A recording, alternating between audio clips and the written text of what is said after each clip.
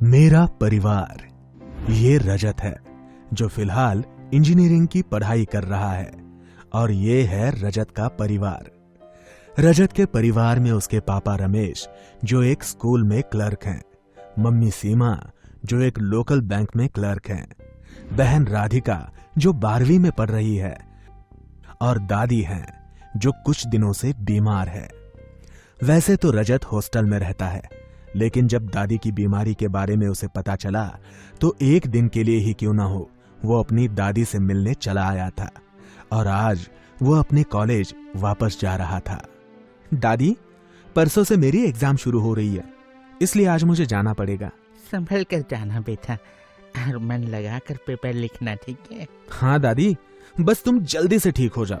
Exam खत्म होते ही मेरी छुट्टियां शुरू हो जाएंगी और तुम्हारी इच्छा थी ना रामेश्वर दर्शन की, हम सब मिलकर रामेश्वर जाएंगे, है ना पापा? हाँ, जरूर जाएंगे। इसलिए दादी फटाफट ठीक हो जाना। हाँ बेटा, तू मेरी चिंता मत कर। रजत कॉलेज की ओर निकल पड़ा। रजत के घर और कॉलेज के बीच की दूरी तकरीबन 12 घंटे की थी। दूसरे दिन रजत कॉलेज पहुंचा और मन लगाकर एग्जाम की तैयारी करने लगा। उसके दूसरे दिन उसकी एग्जाम भी शुरू हो गई। उसके पेपर्स बहुत अच्छे से जा रहे थे और रजत रोज अपनी दादी की खैर खबर लेता रहता। शुरुआत के 4-5 दिन तो दादी से बातचीत हुई, लेकिन इस लड़के का मैं क्या करूं? रोज अपनी दादी से बात करने के लिए कॉल करता है। ऐसे में उसकी एग्जाम पर बुरा असर होगा।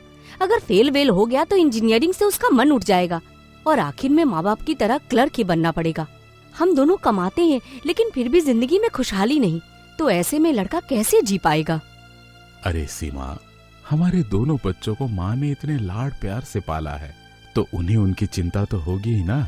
उन दोनों के साथ हम दोनों से ज्यादा माँ ने वक्त बिताया है। हम दिन भर ऑफिस में रहते थे और तुम तो सुबह शाम हमारी गृहस्थी संभालने में लगी रहती थी, और आज भी तो हम वही कर रहे हैं। लो, आ गया लड़के का फोन। उठाते ही पूछेगा दादी कैसी है, बात कराओ। कैसे बात कराएंगे? आज तो माँ जी से बोलते भी नहीं बन पा रहा है।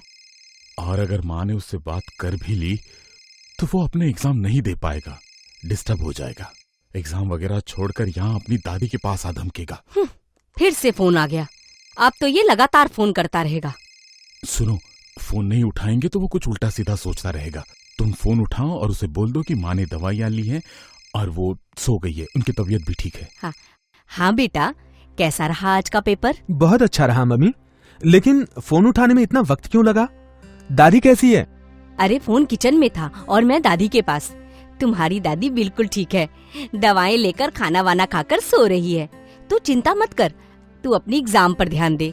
ठीक है मम्मी, आप सब लोग अपना ख्याल रखिए और मेरी चिंता मत कीजिए, यहाँ सब कुछ बहुत बढ़िया चल रहा है। रजत उधर अपनी एग्जाम में उलझा हुआ था और इधर दादी की तबीयत दिन ब दिन और खराब होती जा रही थी। राधिका,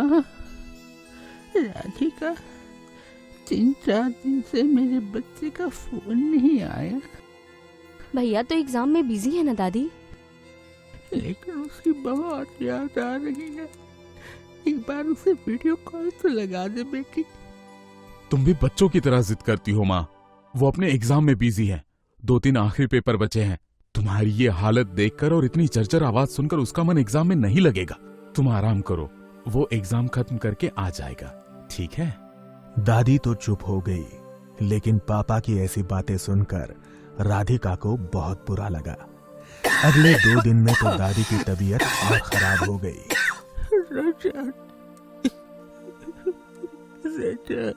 आइए डॉक्टर साहब, प्लीज माँ को देखिए ना। कैसी हैं माँ जी आप?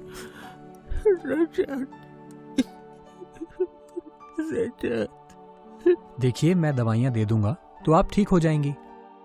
रमेश जी, ज्यादा से ज्यादा 24 घंटे हैं माँ जी के पास। आप रजत को बुला लीजिए और अपने रिश्तेदारों को भी बुला लीजिए।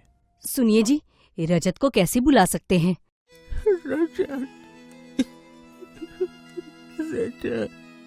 पापा, मैं भैया को फोन करूं?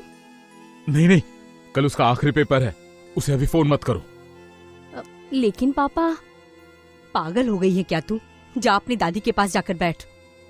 इतना सुनकर राधिका चुपचाप दादी के पास जाकर बैठ गई। रमेश जी और सीमा जी आपस में कुछ बात कर रहे थे। इतने में राधिका ने रजत को मैसेज किया। भैया, दादी की तबीयत बहुत ज्यादा खराब है। डॉक्टर अंकल ने बोला है दादी के पास बस 24 घंटे हैं। मम्मी पापा तुम्हें फोन करने के लिए मना कर रहे थे, लेकिन मेरा दिल नहीं माना, इसलिए मैसेज कर रही हूँ। दादी तुम्हें बहुत याद कर रही है, बस तुम जल्दी से आ जाओ। रजत पढ़ाई में मशगूल था। इतने में मैसेज की आवाज आते ही उसने फोन उठाकर मैसेज देखा और बेचारा रजत परेशान हो गया। अब उसने फटाफट अपनी बैग पैक की और अपनी दादी से मिलने निकल पड़ा। उधर दादी रजत को याद कर रही थी और रजत जो भी गाड़ी मिले वो पकड़कर जितना जल्दी घर पहुंच सके उतना जल्दी घर पहुंचने की कोशिश कर रहा था।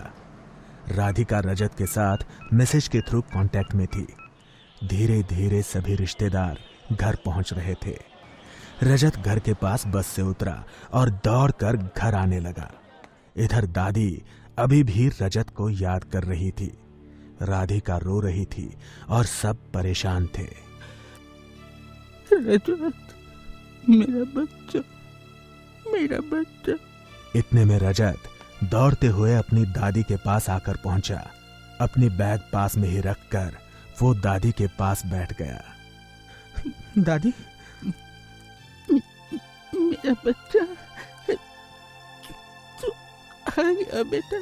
हाँ दादी। रजत, कल तो तेरा आखिरी पेपर है ना? हाँ पापा। तो तू आज क्यों आया? दादी मुझे इतना याद कर रही है और मैं एग्जाम कैसे दे पाता पापा? लेकिन बेटा, तेरी पढ़ाई का नुकसान हो जाएगा। कल मिस होने वाला पेपर मैं अगले सेमेस्टर में भी दे सकता हूँ पापा, लेकिन दादी को कुछ हो गया तो क्या मैं दादी से फिर मिल सकता हूँ क्या? लेकिन बेटा, मम्मी, मेरे लिए मेरे परिवार से बढ़कर दुनिया में कोई चीज नहीं है। मैं पढ़ लिख कर जो कुछ भी कमाऊंगा वो किसके लिए मम्मी?